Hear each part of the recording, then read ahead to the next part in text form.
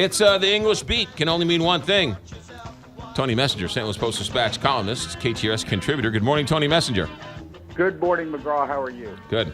I know we're not talking about it, but high drama in Cleveland last night. I tell you what, Ted Cruz and Donald Trump deserve each other.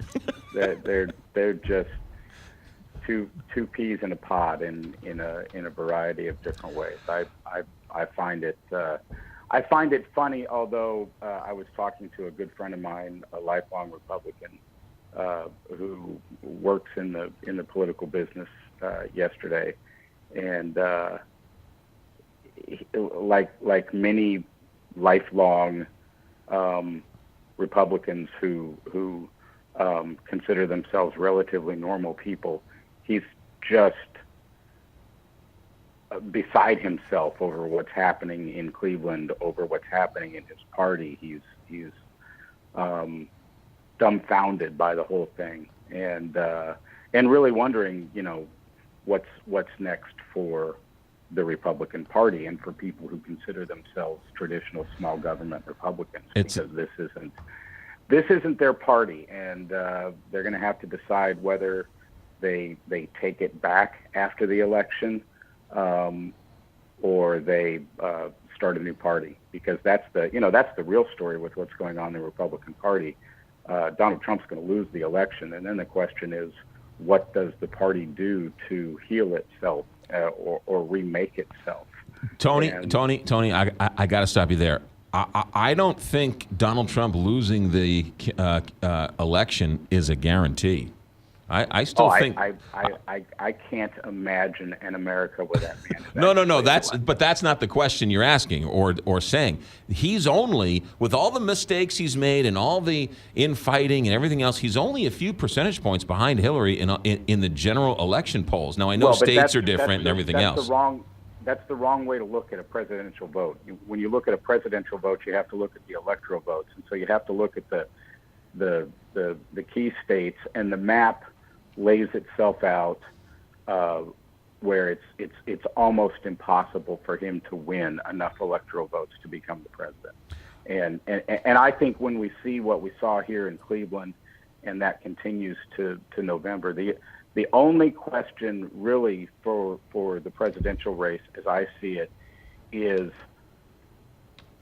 does Hillary Clinton just win the traditional Democratic presidential map, take California, New York, and enough of the big states that she wins that way, following the map of 08 and of 12, or do things get so bad within the context of what Trump has done to the Republican Party that she targets states like Missouri? Because I would, at this point, I would say Missouri probably votes for Trump. That's where the state has found itself. But I can imagine a situation in which it gets to be close to election time and the Clinton folks have it wrapped up and they start to pump money into places like Missouri to just run the table on the guy.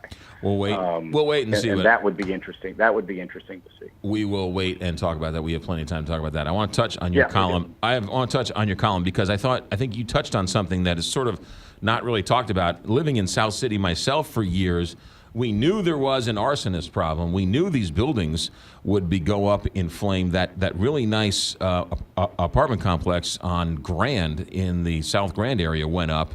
And you touch on a story where it looks like the Southside arsonist is back.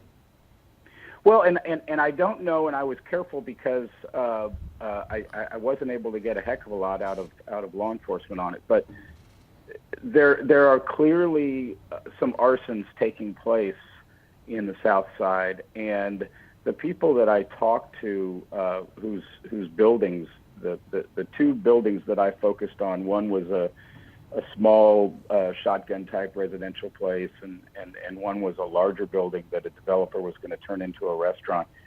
The tragedy here is the kind of development that's going on in South City right now, in Gravois Park and Benton Park and those areas, is really a very positive thing. If you take Cherokee Street and then you go out from there are a lot of things happening. There is a density of population, and there are buildings being rehabbed one by one in that area the kind of redevelopment that helps to rebuild cities. That's going on in South City.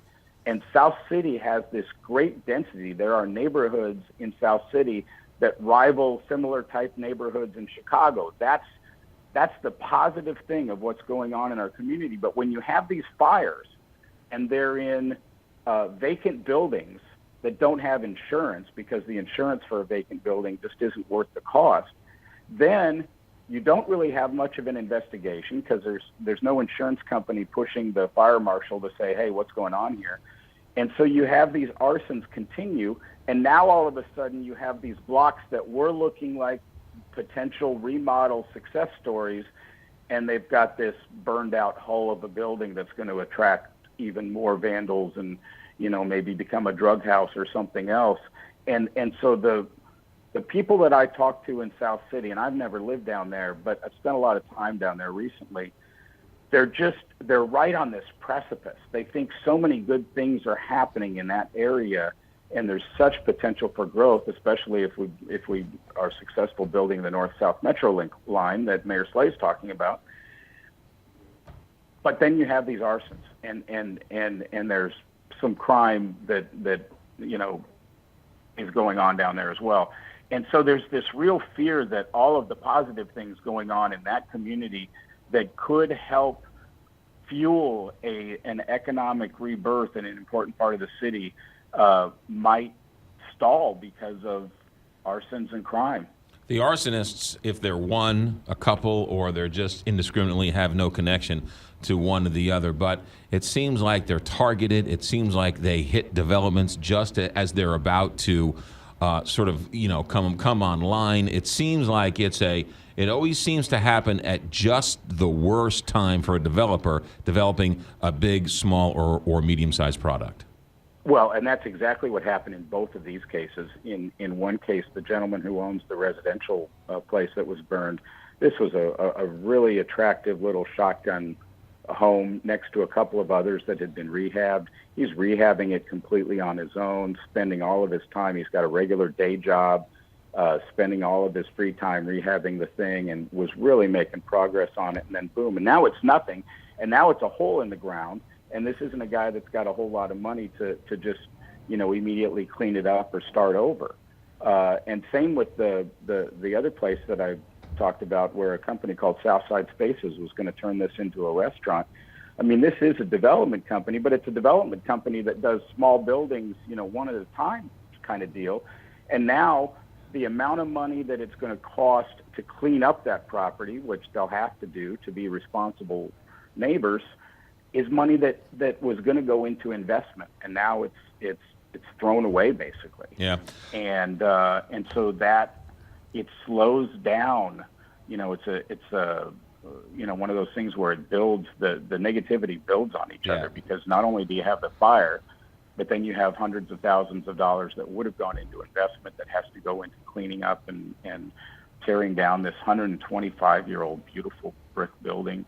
And the fear is that you slowly end up with what we see on the north side, where you have blocks that are no longer intact. You've got a couple of nice homes and people that want to stay there and that are trying to rebuild their community, and then boom, there's a vacant lot, and then boom, there's a burned out building, and then there's a boarded up building, and it really just it's sort of a negativity that builds on each other. So I wanted to draw attention to it because there's a lot of good things going on the south side of the city, and the folks down there really want to make that area a success story. But these arsonists are getting in the way. Tony Messenger, St. Louis Post-Dispatch columnist, KTRS contributor. Tony, STLtoday.com. That's where we read you. Have a good weekend. We'll talk to you Tuesday. Thank you very much. Bye. 829, Big 550.